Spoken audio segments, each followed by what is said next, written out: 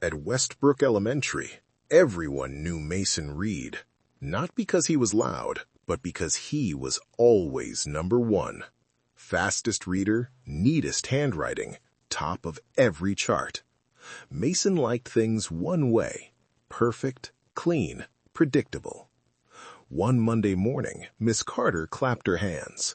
"Class, tomorrow we're building egg drop protectors. Your job is simple: keep the egg from breaking." The room exploded with excitement. Mason smirked. Too easy. That afternoon, he went home and built the most high-tech egg holder anyone had ever seen. Foam layers, rubber bands, even a tiny parachute. It looked incredible. The next day, the classroom was buzzing.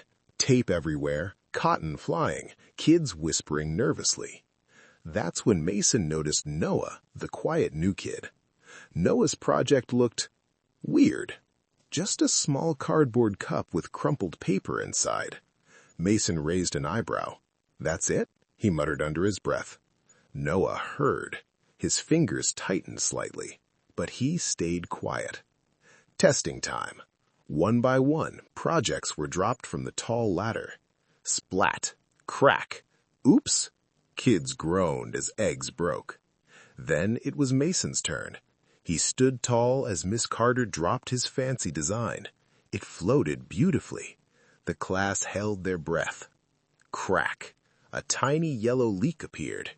Mason's stomach dropped. Finally, "Noah, you're up."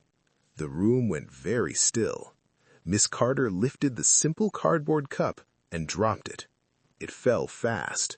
No parachute, no fancy parts. Thud.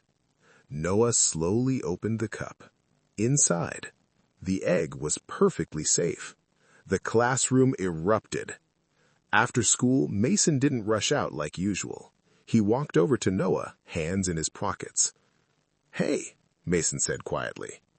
"How did you know that would work?" Noah gave a small smile. "My mom ships glass for her job. She taught me simple packing spreads the impact." Mason blinked. All that fancy stuff, and he missed the simple idea.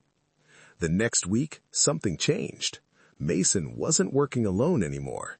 You'd often see Mason and Noah at the same table, testing, laughing, sometimes failing, together. And for the first time, being number one didn't feel as important as having a real friend. Don't judge ideas by how fancy they look. Sometimes the simplest solutions and the quietest people surprise us the most. Be curious, be kind, and remember, your next great lesson might come from someone you least expect.